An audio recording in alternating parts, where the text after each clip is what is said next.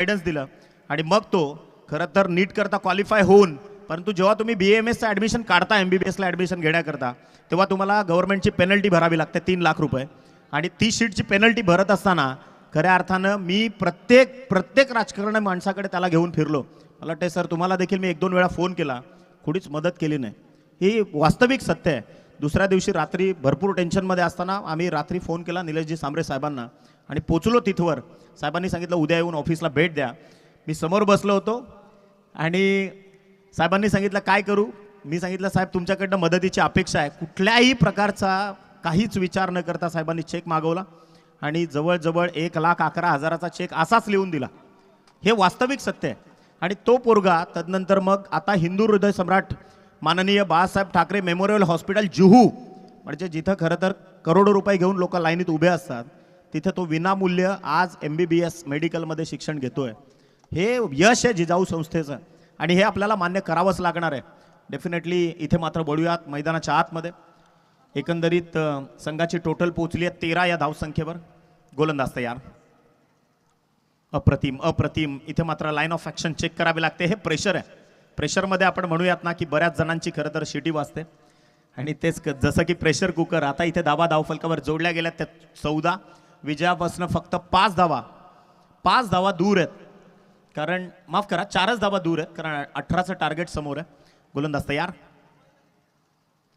Super bowling. इथे दर्जा आणि स्वतःची गुणवत्ता इथे मात्र सिद्ध करतायत. संघाची टोटल स्थिर स्थावर अवस्थेमध्ये 14 धावा पहिल्या षटकाच्या समाप्तीनंतर आणि फलंदाजाला परतावं लागलंय. 1 चेंडू शिल्लक आहे. पहिलं षटक प्रगतीपथावर असताना यानंतर खरं तर हाय व्होल्टेज मुकाबला आहे.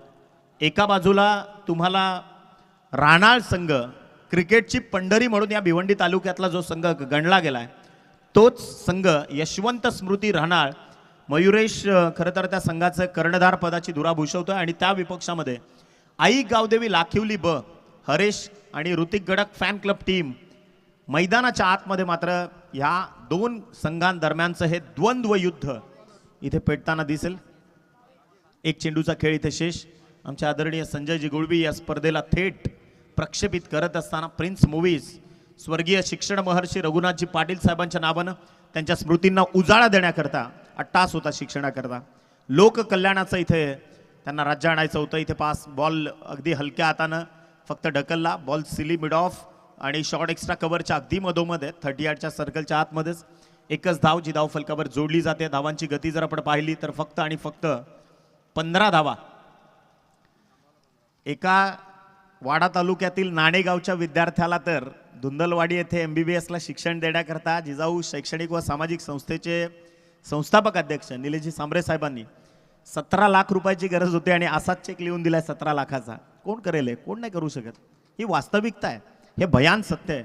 आणि अगदी जो मोठा डोलारा व्यवसायाचा उभा आहे त्याच्यातून जो नफा मिळतोय त्या नफ्यावर खरं तर डेफिनेटली सर्व काही हे चालू आहे. निश्चितच अनेक चढ उतार येतील, अनेक अडथळे येतील. नक्कीच निखिल तुम्ही सांगितलं या ठिकाणी. कारण की माझ्या गावामध्ये सुद्धा मी पालिवली गावातील एका मुलाचा जो 10वीमध्ये नुकताच शिकत होता त्याचा अपघात झाला होता आणि त्याला सुद्धा 25,000 रुपयाचा धनादेश साहेबांनी कुठल्याही प्रकारचा विचार न करताना दुसऱ्या दिवशी चेक दिला. आणि पत्रकार मेहंदी हसन यांच्या मुलीच्या शिक्षणासाठी 52,000 रुपयाचा चेक त्यांनी सुद्धा घरची परिस्थिती काय आहे ते न बघताना सुद्धा त्यांनी 52,000चा चेक दिला होता. असं हे दानशूर व्यक्तिमत्व कोकण रत्न आदरणीय निलेशजी सांबरे साहेबांचं अगदी काही क्षणामध्येच या ठिकाणी आगमन होत आहे.